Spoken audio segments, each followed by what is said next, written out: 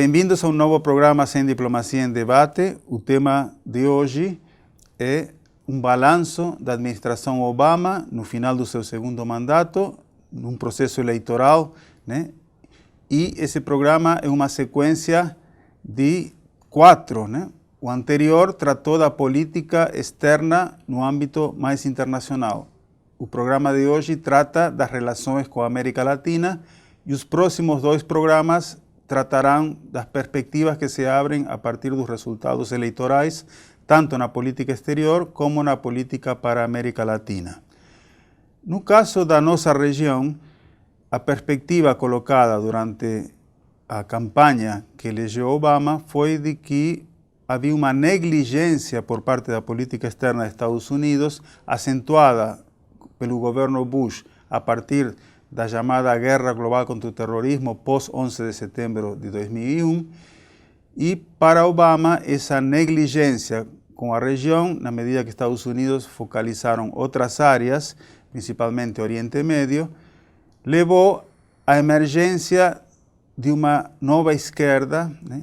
Líderes que, do ponto de vista dos Estados Unidos, populistas, críticos do país, principalmente na Venezuela com Hugo Chávez, o kirchnerismo na Argentina, Evo Morales na Bolívia, Rafael Correa no Equador, para citar alguns, ou seja, uma onda de governos mais à esquerda e críticos dos Estados Unidos teve como uma das suas causas, na perspectiva da avaliação da campanha de Obama, a negligência de Estados Unidos com a região.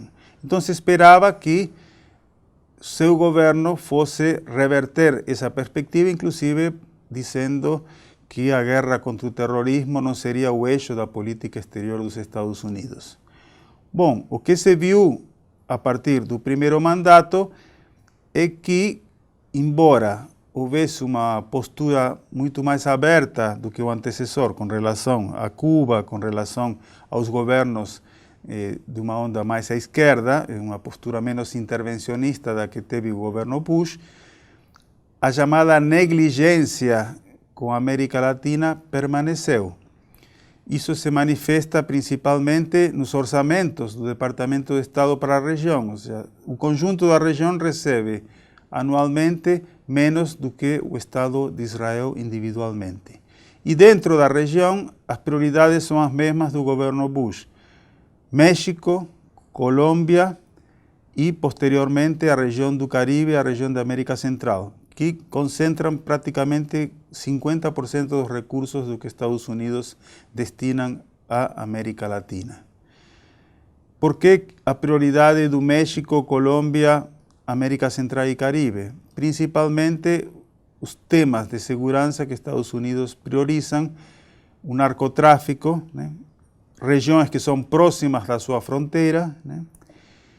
E que geram programas milionários de colaboração com as forças armadas e as forças de segurança desses países, tendo como eixo esse tipo de política.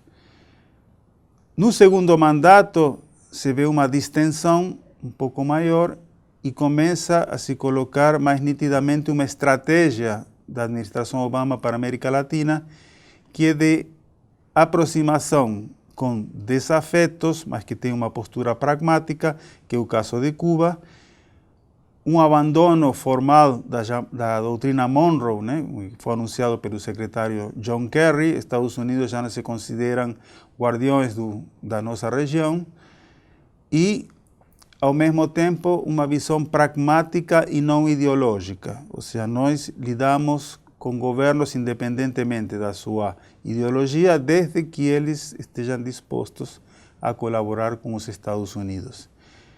No final do mandato de Obama, esse cenário regional tende a ser mais favorável, justamente porque na Venezuela, tido como o principal adversário dos Estados Unidos na região, passa por uma grande crise, e nas eleições de 2015 a oposição chega à maioria no Congresso.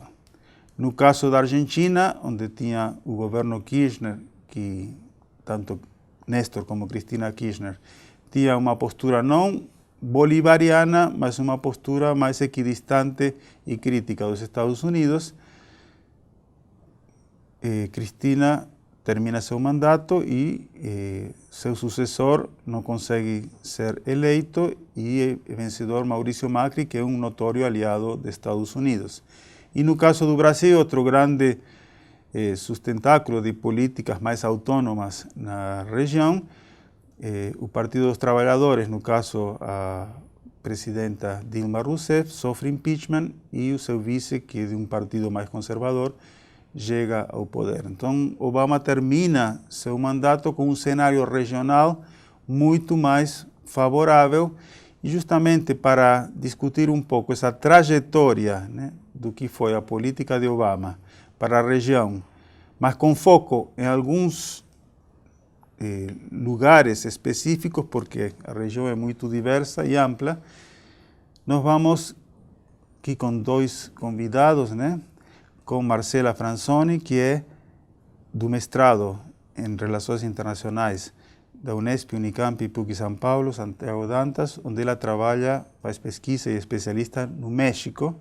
Ela vai trazer um pouco essa visão desde os Estados Unidos com relação ao México e seu entorno subregional, América Central e Caribe.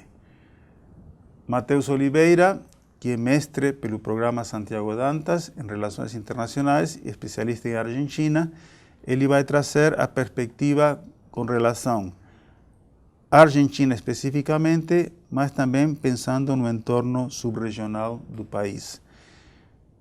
Na próxima sessão, então, nós passamos a palavra para os convidados e aguardamos um intervalo agora. Obrigado.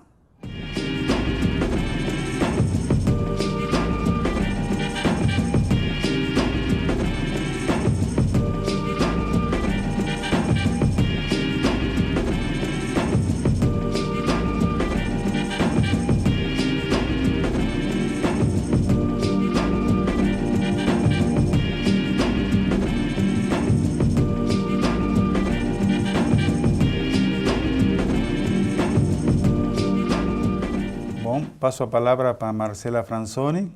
Muito obrigado por ter aceito o convite, que vai nos falar um pouco das relações com o México e com seu entorno subregional.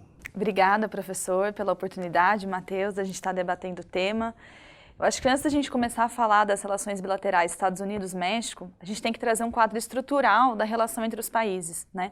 Esse quadro é importante porque ele situa o México no continente, no sistema internacional, e também ele traz a singularidade da relação bilateral, né? Então, o México não é um parceiro comum dos Estados Unidos, né? É um país que tem algumas singularidades importantes.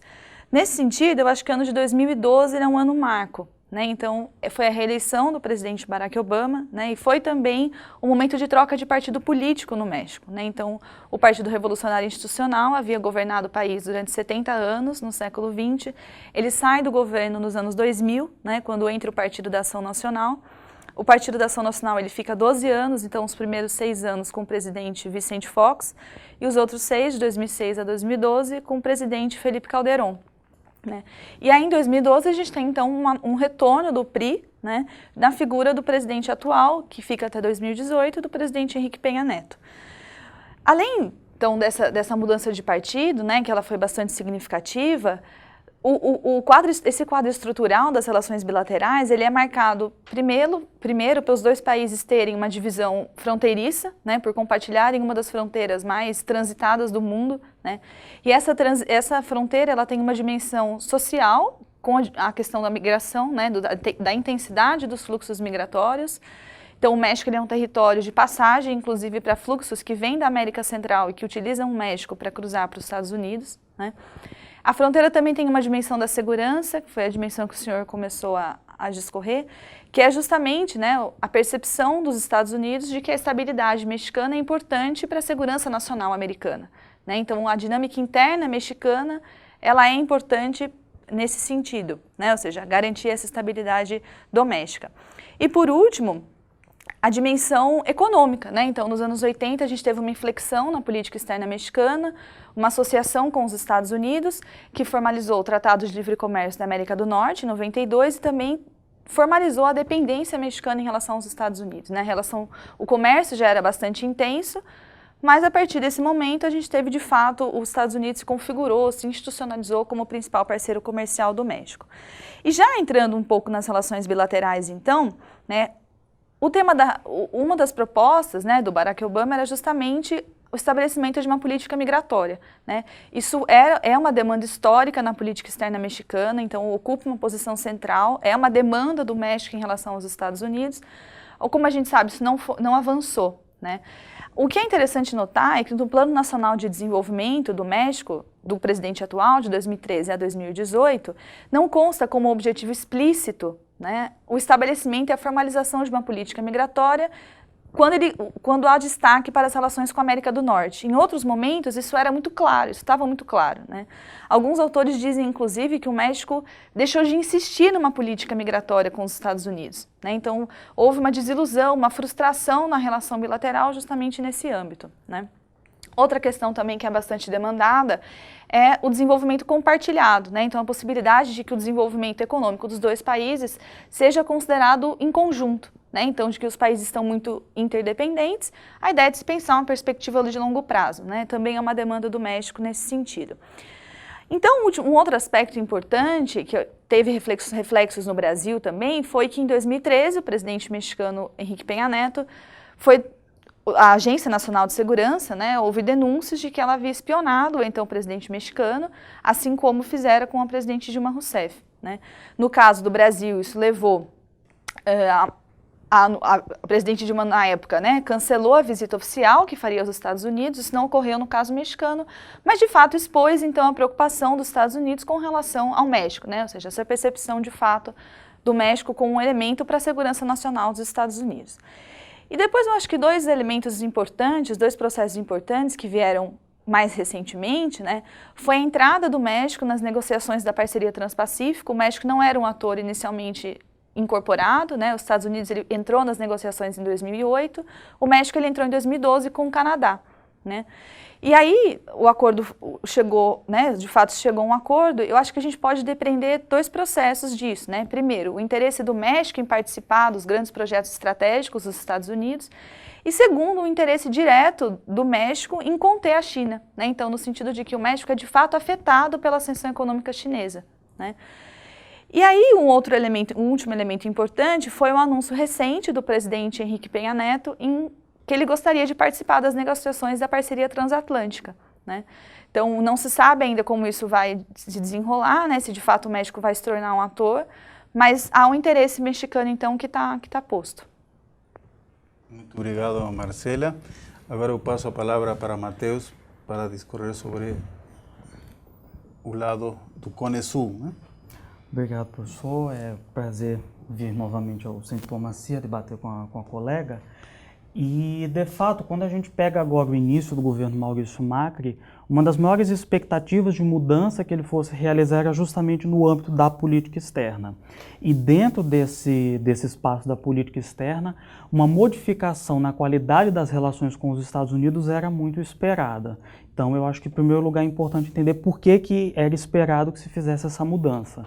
Nos anos 90, a Argentina tem um modelo de política externa que pregava as relações preferenciais com os Estados Unidos, o alinhamento aos Estados Unidos, que ficou famoso na expressão relações carnais, que foi dita pelo então ministro das Relações Exteriores, Guido de Tella. Só que depois da crise de 2001, quer dizer, quando ocorre a erosão definitiva do modelo neoliberal na Argentina naquele momento, houve uma grande desilusão, um senso de que esse modelo de política externa adotado nos anos 90 havia sido fracassado, entre outros motivos, porque no contexto da crise de 2001, o apoio que se esperava dos Estados Unidos não ocorreu. Então, quando o ex-presidente Néstor Kirchner chega ao poder em maio de 2003, já existia uma certa refração aos Estados Unidos dentro da Argentina, e à medida que os governos kirchneristas vão avançando no tempo, essa percepção, essa posição vai se consolidando. Então, um momento muito significativo ocorreu em 2005, na Cúpula das Américas, na cidade de Mar del Plata, quando o então presidente Kirchner, diretamente falando ao presidente Bush, criticou as políticas do Consenso de Washington e os impactos na América Latina. E, posteriormente, a sua sucessora, a esposa Cristina Fernandes, também foi adotando um tom crescentemente crítico aos Estados Unidos, ao unilateralismo, ao militarismo, e à medida então que o tempo foi passando, essas relações foram de fato esfriando-se um pouco. Para isso colaborou também uma crescente aproximação da Argentina com países que os Estados Unidos identificam como sendo de reputação duvidosa, por assim dizer, países como Venezuela e como o Irã, a Bolívia também do Evo Morales, dentro desse contexto de modificação da conjuntura política regional. E recentemente, por exemplo, então o presidente Obama deu uma entrevista na qual ele afirmou, entre outras coisas, que tinha uma relação de respeito com o governo da Argentina, mas que as políticas dos governos kirchneristas eram sistematicamente anti-estadunidenses, elas eram sistematicamente contra os Estados Unidos. E além disso, já agora na reta final do mandato da presidente Cristina Fernandes, houve também a questão envolvendo os chamados fundos abutres, quer dizer, os possuidores de bônus da dívida externa dos Estados Unidos que não aceitaram participar das negociações de reestruturação da dívida externa que foram feitas em 2005, 2007 e 2010 e que estavam reclamando, então, o pagamento desses fundos ao governo argentino. Isso acabou agravando um pouco mais o quadro das relações entre a Argentina e Estados Unidos, porque o presidente Obama se recusou a intervir, a atuar na questão, o que gerou muito descontentamento por parte do governo da Argentina. Então, nessa reta final, nesses últimos meses de gestão do kirchnerismo, as relações entre a Argentina e Estados Unidos efetivamente estavam num baixo histórico, quer dizer, elas estavam num momento um tanto quanto delicado, de um certo afastamento, de uma certa frieza. E então a proposta que se esperava do Macri era justamente recompor essas relações, era modificar esse quadro, o que efetivamente parece que é o que vem acontecendo já nesses primeiros 10, 11 meses de governo do Maurício Macri. Ele já recebeu a visita do presidente Obama, foi a primeira visita de um presidente dos Estados Unidos, visita bilateral à Argentina desde o final dos anos 90, e foi uma visita muito celebrada, muito comemorada pelo governo da Argentina, inclusive como um símbolo de que o país estaria retornando ao mundo, quer dizer, estaria rompendo o isolamento que eles argumentam marcou a política externa dos governos kirchneristas, que foi um legado da política externa dos governos kirchneristas, teria sido deixar a Argentina isolada do mundo, e eles estariam então rompendo com esse isolamento na medida em que retomavam a aproximação com países tradicionais do círculo de relacionamentos externos da Argentina, como os Estados Unidos, França, Espanha, Itália, entre outros. Então, nós tivemos duas perspectivas interessantes em termos da política exterior dos Estados Unidos no âmbito regional. Que é a prioridade histórica dos Estados Unidos, que é o México, que não é de Obama, sino já vem pela proximidade dos dois países e, como muito bem colocou Marcela, o tema do NAFTA, né, que já vem dos anos 90, na época do Clinton. Então, a questão migratória como elemento importante que ainda não está resolvido. E, por outro lado, o tema da segurança e o tema da inserção regional no âmbito dos acordos que Estados Unidos está vendo no âmbito do Pacífico, do Atlântico, e como o México pode ser ou não um ator. E no caso da Argentina, como bem colocou Mateus, né, uma política exterior bastante errática do país, que na época de Carlos Menem, nos anos 90, tinha uma posição de alinhamento muito forte com os Estados Unidos. A partir da crise no governo de la Rúa, se passa a uma postura inicialmente não de ruptura, mas de estranhamento. E na Cúpula das Américas de 2005, em que Néstor Kirchner, Luiz Inácio Lula da Silva e Hugo Chávez tiveram um protagonismo fundamental naquilo que se considerou o enterro da ALCA na prática, né? Não formalmente, que era a área de livre comércio das Américas proposta desde o governo Clinton. E esse foi um momento muito trágico, considerado grave pela diplomacia estadunidense, pela situação de isolamento que passou o seu presidente. E acompanhou Obama ao longo do seu mandato nas cúpulas das Américas, de Trinidad e Tobago, na cúpula de Cartagena de Índias e na de Panamá, em que finalmente consegue marcar uma aproximação a partir da integração de Cuba ao hemisfério. Então, nessa segunda parte em que cada um vai colocar sua posição ou fazer uma análise sobre o contexto não só do México e da Argentina, mas também um pouco subregional, passo a palavra novamente para Marcela. Bom, eu acho interessante notar, primeiramente, que os Estados Unidos ele permeia toda a relação bilateral e multilateral do México, né? Então, a inserção internacional do México ela é pautada pela relação bilateral com os Estados Unidos, né? Claro que não é o único elemento, existem elementos do contexto internacional, do próprio contexto doméstico mexicano, mas a relação do México com outras regiões do mundo é muito impactada justamente pela posição adotada, né, frente aos Estados Unidos. E esse dado é muito interessante porque mesmo que as demandas históricas da política externa mexicana não tenham sido atendidas, né, então, como no caso da questão migratória ou do desenvolvimento compartilhado, mesmo assim os Estados Unidos continua sendo considerado prioridade na política externa mexicana, né. Isso gera um outro dado interessante, que é justamente a diferença de percepção, né. Então, enquanto os Estados Unidos é visto como prioridade, para o México, né, o México não é prioridade dos Estados Unidos, né? Então, assim, o México é um ator importante na inserção norte-americana, principalmente na dimensão da segurança, mas não é um ator, o México não é um ator estratégico e que, de fato, ajuda os Estados Unidos a definir a sua estratégia de inserção internacional, né?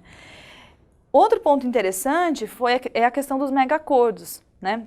Então, justamente, o México ele foi muito afetado pela ascensão chinesa, né? A indústria chinesa e mexicana é muito competidora em algumas pautas, principalmente de produtos intermediários, né? Na posição das cadeias globais de valor. Então, justamente, o Transpacífico é uma posição do México em se alinhar aos grandes projetos americanos, né? E tentar, de alguma forma, isolar ou obter benefícios nessas cadeias globais de valor, ilhando a China, então, nesse contexto, né? Um outro elemento interessante que eu acho que é legal notar, que é interessante a gente notar, é a questão do contexto regional, né? Então, da mesma forma que a primeira década do século XXI foi um momento em que o México se sentiu ilhado, um momento em que o México era de fato visto com desconfiança pelos países do continente, principalmente pelo Brasil, né? Então, o modelo mexicano era muito contraposto ao modelo brasileiro, né? Então, o modelo brasileiro baseado no Mercosul e o México como um país aberto ao mundo, né? O contexto atual de reversão desse ciclo, né, ou seja, da ascensão de governos mais conservadores, pode justamente ser um momento em que o México se sinta mais confortável para se inserir no continente, né? Então, pode ser que os líderes com posições político-ideológicas mais próximas, como o próprio Macri, né, gere alguma cooperação, faz com que o México tenha uma cooperação um pouco mais aprofundada com a América Latina, né? De qualquer forma, a possibilidade do México em romper ou amenizar a dependência dos Estados Unidos, né, ela depende de muitos fatores, né? E eu não vejo, na política atual do governo Henrique Peña Neto, a dependência como uma grande preocupação da política externa, né? Eu acho que sim, existe a percepção da dependência, mas ela varia em alguns momentos, né? Ela é mais grave ou menos grave em alguns outros momentos. Então, eu acho que a aposta do México vai continuar sendo nos Estados Unidos. Muito obrigado. Matheus? Me parece que a primeira coisa a ser notada é o interesse do Barack Obama em encerrar o seu governo deixando uma agenda, um legado positivo de política externa em relação à América Latina.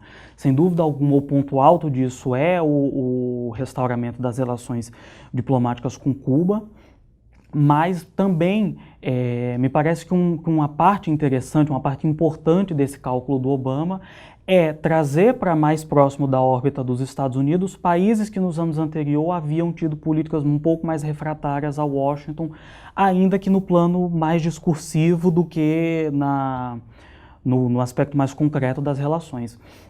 Então, nesse sentido, a Argentina adquire uma importância, quer dizer, foi um dos países mais críticos aos Estados Unidos nos últimos anos, e essa reaproximação no final do governo Obama tende a ficar como uma espécie de legado positivo, quer dizer, estamos recuperando um parceiro que já foi muito importante nos anos 90 e que agora pode retomar essa posição mais relevante dentro do arco das relações exteriores dos Estados Unidos com a América Latina.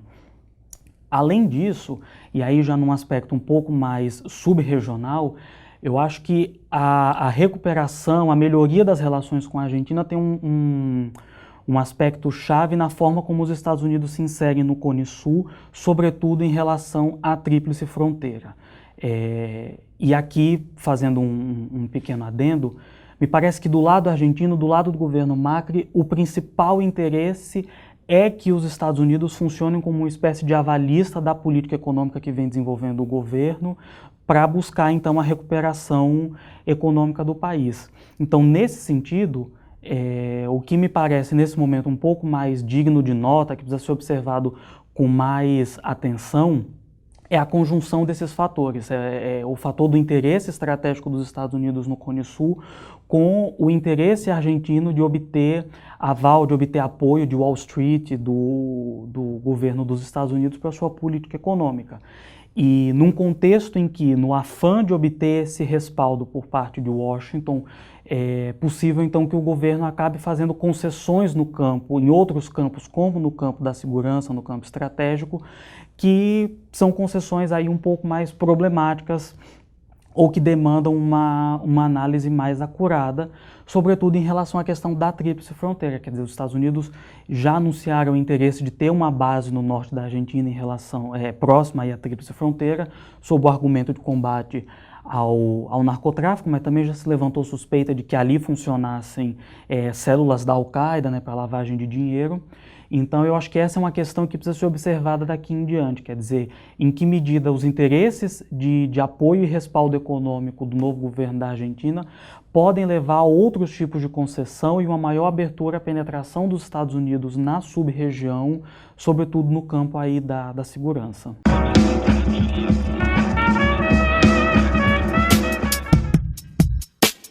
O espaço virtual Sem Diplomacia divulga análises e comentários polêmicos sobre eventos internacionais.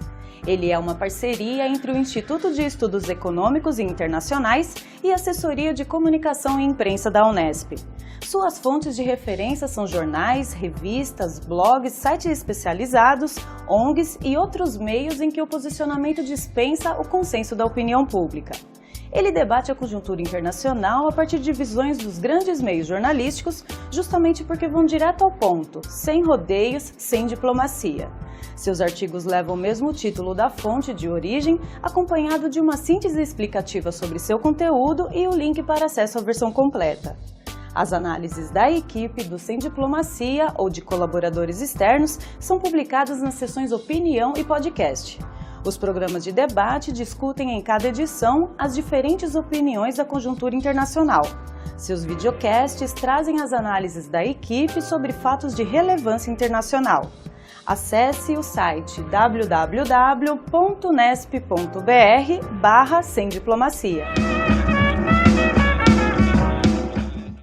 E fazendo um balanço geral, pensando o governo Obama e a América Latina, como colocamos no início e a partir das falas dos nossos colegas, podemos dizer que Obama termina seu mandato com uma situação regional muito mais confortável. Agora, em que medida isso é produto das suas políticas ou é uma coincidência? Podemos dividir em duas partes. A mudança política na Argentina, a mudança política no Brasil. A situação na Venezuela não são créditos do governo Obama. Podemos sim afirmar que, quando chegou ao poder, havia o que se dizia uma onda rosa na América Latina, com vários governos com posturas ou críticas ou autônomas com relação à política exterior dos Estados Unidos. Hoje esse quadro mudou, e se pegarmos os países mais importantes do ponto de vista econômico e de influência na região, começando por Argentina, Brasil, Colômbia e México, nós temos 4 governos próximos dos Estados Unidos. Mas isso não foi uma vitória de Obama, isso é uma coincidência que se dá no final do seu mandato. Uma política importante de Obama, sim, foi a reaproximação com Cuba. Lembremos que aí houve uma pressão da região, nas cúpulas das Américas, de Trinidad e Tobago e de Cartagena de Índias, os governos latino-americanos, independentemente do signo político, disseram que, especialmente naquela que foi dirigida pelo presidente Santos da Colômbia, que essa seria a última sem Cuba, né? Lembremos que Cuba foi colocada fora desse encontro periódico de presidentes da região pelo governo Clinton quando inaugurou as cúpulas das Américas. Bom, em Panamá se encontraram novamente Obama e Raúl Castro e essa situação se normalizou. Aí é uma vitória de Obama, uma política levada adiante de forma consciente, estratégica, mas também houve uma resposta à pressão e isolamento que Estados Unidos tinham na região. E no caso da Colômbia, temos o processo de paz, em que, se analisarmos a vitória militar conseguida a partir do governo Uribe, em que Santos era seu ministro de Segurança, que enfraqueceu as Farc e permitiu, com o governo de Santos, iniciar um processo de negociações, aí sim a ajuda de Estados Unidos, os programas que nós colocamos no início, em termos de cooperação militar, desde o Plano Colômbia, a Iniciativa Andina Antidrogas e depois os convênios assinados por Bush e Obama, contribuíram para fortalecer a capacidade das Forças Armadas colombianas para lutar contra a guerrilha e forçou um processo de paz que, claro, devemos evitar as partes que negociam, mas aí também, do ponto de vista do governo Obama, se pode estabelecer algum crédito, né? Mas, independentemente se foi obra de uma coincidência de fatos ou da política de Obama, o próximo presidente dos Estados Unidos vai dar uma região politicamente mais convergente com os Estados Unidos pela primeira vez em muitos anos, né? Desde o governo Bush, que teve 2 mandatos, e os 2 mandatos de Obama. Então, a situação dos Estados Unidos ficou mais confortável na região.